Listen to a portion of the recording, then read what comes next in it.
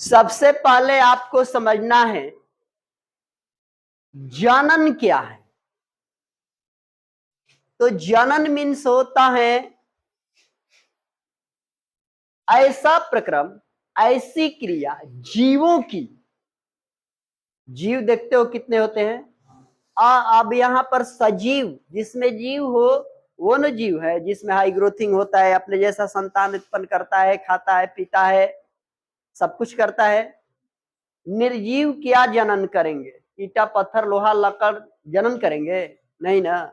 तो जो सजीव है, जीव है, वो जनन करते हैं। तो जनन क्या है?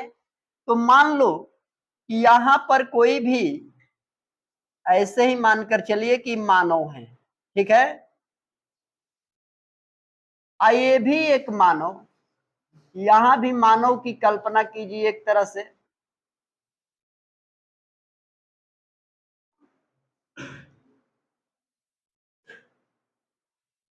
ये मान लो कि यहां पर ही लेडीज है, आई जेंट्स है। तो जेंट्स और लेडीज, जब ये मानव जो है जीव है, इसमें सजीव है, घोड़ा, हाथी, गाय, भैंस, बकरा, बकरी, सब सजीव है। जनन क्या है?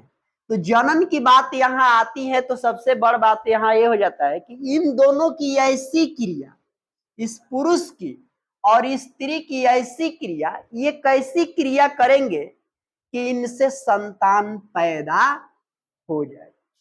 कौन सा ही काम करते हैं जिससे लड़का या लड़की का स्त्री जो है जन्म देती है। तो जो काम करते हैं उसी काम को हम लोग क्या कहते हैं? जनन। अब जनन के बारे में बढ़िया जानी लोग तालो से तो विशेष जानकार के बान है करा बारे में। अब आगे में आ गया निषेचन। निषेचन के बारे में जानना है ना। तो मान लो कि पुरुष है और ये स्त्री है, ठीक है। तो जिस क्रिया के सहारे ये अपने जैसा संतान करते हैं, तो इस क्रिया में सबसे फर्स्ट हैंड में बात ये होता है कि पुरुष और स्त्री जब एक साथ होते हैं, एक साथ का मतलब का मेला बाजार में घूमने जाते हैं? नहीं, एक साथ होते हैं यानी एक दूसरे के संपर्क में रहते हैं। तो उसमें क्या होता है कि मनुष्य जो आदमी है अपनी स्त्री के, अपने लिंग के सहारे अपनी स्त्री के लिंग में शुक्राणु छोड़ता है।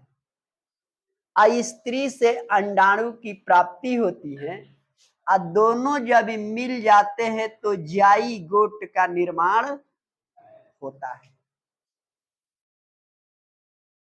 जाइगोट का निर्माण होगा और इसी के सहारे एक संतान का निर्माण भी होगा। तो जाइगोट यानी कि जो दोनों नर युग्म और मादा युग्म दोनों मिलने से जाइगोट का निर्माण होता है, वो क्रिया जो है निषेचन के तहत राखी जाती। निषेचन के बाद अब यहां आते हैं कि जनन जो है दो प्रकार के बतलाया गया, एक लैंगिक का, दूसरा अलैंगिक। लैंगिक का मतलब होता है लिंग। लिंग तो आप लोग जानते हैं किसको कहते हैं?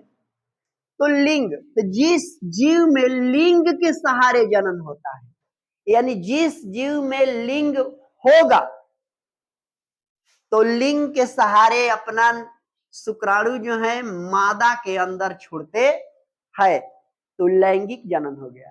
एक अलैंगिक जनन होता है जो मुंहवे से हो जाता है, या शरीर का कोई भाग फट जाएगा उसमें प्रवेश हो जाएगा। कुछ ऐसे जीव होते हैं कि दोनों नर और मादा दोनों एके में होता है, तो उसका अपने में होता है। तो नर मादा दोनों, पेड़ पौधा को देखा है ना, आम फल देता है, एक आम फले नहीं देता है। तो भोजपुरी में जो नहीं देगा उसको बांझ कहते हैं। जो फल दे रहा है तो इसका मतलब नर और मादा दोनों एक में है ना, तब दे रहा है। इसके बाद तुम्हें लिखाया गया अलैंगिक जनन मैंने बिना लिंग के, जन्म में लिंग ना होके। इष्ट एक ऐसा जीव है जिसमें लिंग होता नहीं है, फिर भी जन्म देता है बच्चों का। एक इसमें मानव का मादा जनन तंत्र भाग नहीं है, तो शुक्रवाहिका जो होती है मादा में नहीं होता है। परागकण जो परागकोश में क्या होते हैं, तो परागकण होते हैं। उसमें जो फूल जो होता है, फूल फलता है ना, ऐसे पंखुड़ियों को ऐसे छू के ऐसे ऐसे करेगा तो पीला पीला लग जाता है, वो पराग है। उसमें से खरा खरा करता होगा, करता है, तो खरखराहट जो है पराग कण कहलाता है। अब यहां से फिर प्रश्न उठता है, अलैंगिक जनन की अपेक्षा लैंगिक जनन में क्या लाभ है? बिना लिंग के सहारे जो जीव जनन करते हैं, बिना लिंग के सहारे जो जनन करते हैं, क्या लाभ क्या है? सांप का 2 बच्चा कल आपको दिखाया जाएगा, ठीक है।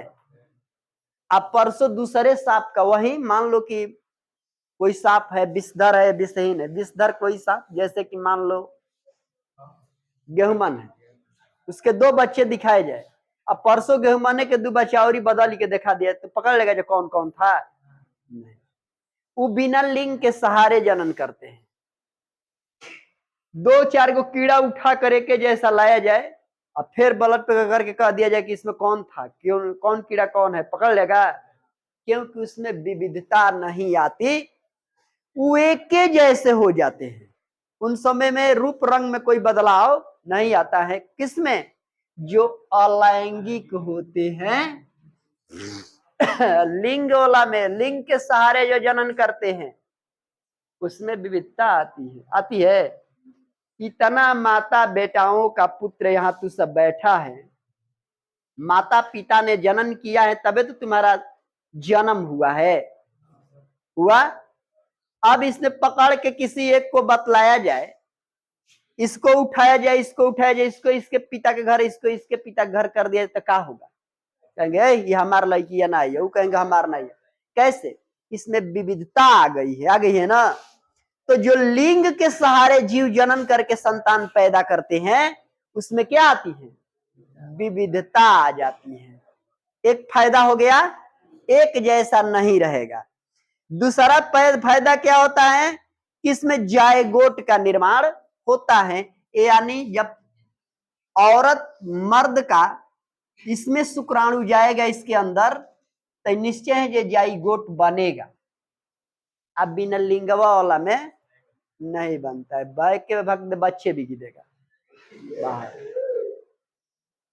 अब सुनो, नए जीवों के विकास में लैंगिक जनन की मुख्य भूमिका होती है। सुनो, नए नए जीव आए, जैसे स्पेसीज में नए नए जीव मिले तुम्हें, इसमें लिंग के सहारे जो होता है उसी का मेन भूमिका होता है। इतने प्रश्न का आंसर लिखा है।